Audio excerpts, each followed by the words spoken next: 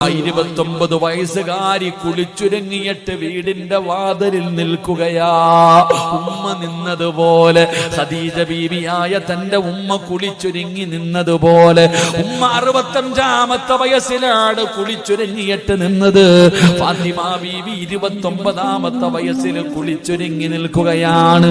അലിയാര് തങ്ങൾ വീട്ടിലേക്ക് കടന്നു വന്നു. അവിടെ നിന്ന് സലാം പറഞ്ഞു.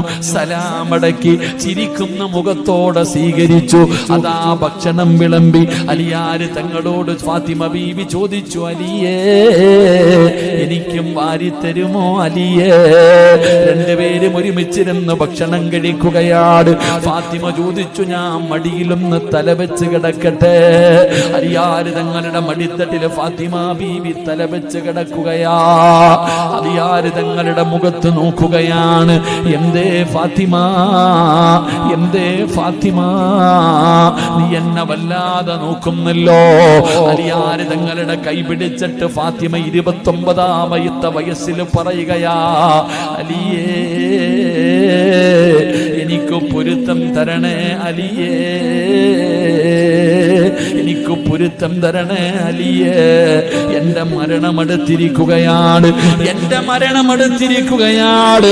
പടച്ചവനെ, അലിയാര് തങ്ങളുടെ കണ്ണ് നിറയുകയാണ്. ഫാത്തിമ ബീബി യാത്ര പറയുകയാണ്.